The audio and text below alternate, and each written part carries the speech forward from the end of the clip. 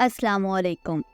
ये कहानी लंदन में मौजूद आसेफ ज़दा घर की है, जो कि 3 किरदार पर मुश्तमिल है, जिसमें सबसे पहला किरदार था अली, दूसरा किरदार था पुरअसरार औरत और तीसरा किरदार था मिस्टर जोन्स। इसी के साथ कहानी का आगाज़ करते हैं। अली एक पाकिस्तानी नौजवान लंदन में अपनी तालीम के सिलसिले में आया हुआ था। ये अली के ख्वाबों की ताबीर थी कि वो किसी आलमी मेयार की यूनिवर्सिटी से तालीम हासिल करे, मगर लंदन में रिहाइश का ख़र्च काफ़ी ज़्यादा था।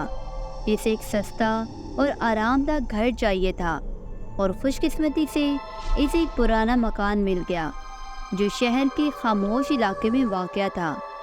घर बाहर से एक आम सा मकान लगता था, मगर अली को इसकी कदीम दीवारों और छत की बनावट में एक अजीब सा सहर महसूस हुआ।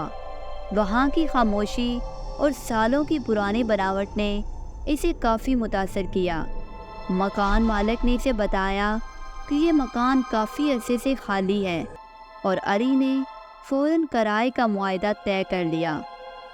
जब अली मकान के अंदर दाखिल हुआ तो इसने दरवाजे की चरमराहट और कमरे की खामोशी में कुछ गैर मामूली महसूस किया।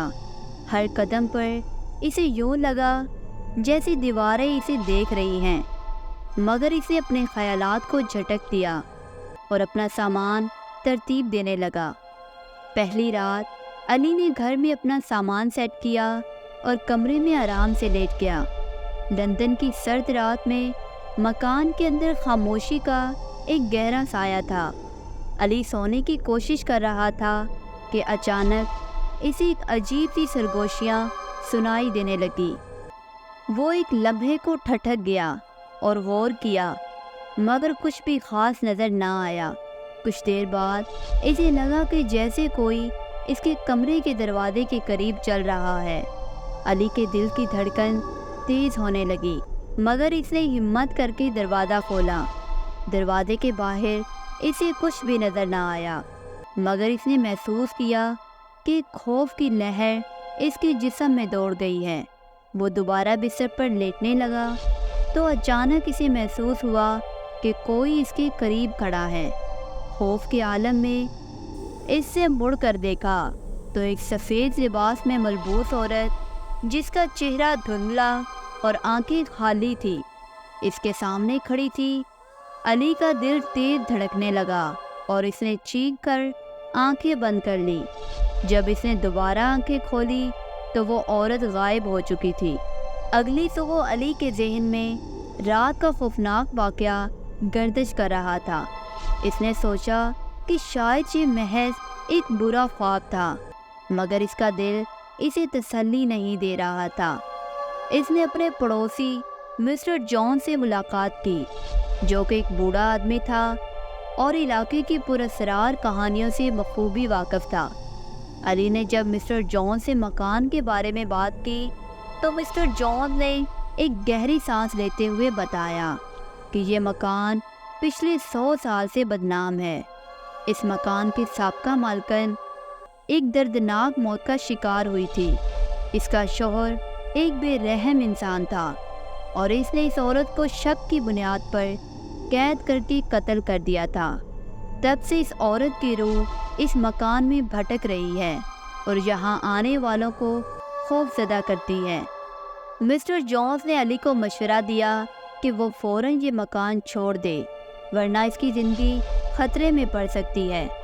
अली ने यह सुनकर खौफ महसूस किया, मगर इसने सोचा कि शायद ये महज अफसाने हैं और वो एक जदीद दौर का नौजवान है जो इन बातों पर यकीन नहीं रखता। रात को अली ने अपने आप को मजबूत बनाया कि वो किसी भी खौफ को अपने ऊपर गालिब नहीं आने देगा। इसने कमरे की तमाम लाइट्स बंद कर दी और बीच में बैठकर दुआ पढ़ने लगा। जैसे ही वक्त गुजरा, अली को महसूस हुआ कि पूरे कमरे में गैर मरी खामोशी फैल रही है। अचानक एक सर्द हवा का झोंका इसके कमरे में दाखिल हुआ और दरवाज़ा खुद ब खुद बंद हो गया। अली ने जब पलट कर देखा तो वही पुरअसरार औरत इसके सामने खड़ी थी। इसका चेहरा اذیت اور غصے سے بھرا ہوا تھا۔ اس نے علی کی طرف بڑھتے ہوئے ایک سرد آواز میں کہا، یہ میرا گھر ہے، تم یہاں نہیں رہ سکتے۔ علی کے جسم میں خوف کی لہر دوڑ گئی۔ اس نے ہمت جمع کی اور بلند آواز میں دعا پڑھنا شروع کر دی۔ عورت کی آنکھوں میں وحشت بڑھنے لگی اور اس نے ایک چیخ ماری جو پورے مکان میں گونجتی رہی۔ علی کا دل دھڑک رہا تھا مگر اس نے دعا پڑھنا نہیں چھوڑا۔ اچانک عورت نے ایک اور تیز چیخ ماری اور کمرے سے غائب ہو گئی۔ علی اس خوفناک رات کے بعد سمجھ گیا کہ اس مکان میں کچھ غیر معمولی ہے جو اس کی برداشت سے باہر ہے۔ اس نے گاؤں کے بزرگوں سے اس بارے میں بات کی تو انہوں نے اسے کامل جادو والے کے پاس جانے کا مشورہ دیا جو روحوں اور عصبوں کے معاملات میں ماہر ہو۔ کامل جادو والے نے علی کو کچھ دم کیا ہوا پانی دیا اور کہا کہ اسے پورے مکان میں چھڑک دے اور اس عورت کی روح سے معافی مانگے۔ علی نے کامل جادو والے کی ہدایت پر عمل کیا اور مکان کے ہر کونے میں پانی چھڑک دیا۔ علی نے پوری رات مکان میں جاگتے ہوئے گزاری اور اس پراسرار عورت سے معافی مانگتے ہوئے کہا کہ وہ صرف سکون سے رہنا چاہتا ہے اور کسی چیز کو نقصان نہیں پہنچائے گا۔ کچھ دیر بعد علی نے محسوس کیا کہ مکان کی فضا بدل گئی ہے اور وہ خوف زدہ روح وہاں سے غائب ہو گئی۔ صبح ہوتے ہی علی نے اپنا سامان سمیٹا اور ہمیشہ کے لیے اس مکان کو چھوڑ دیا۔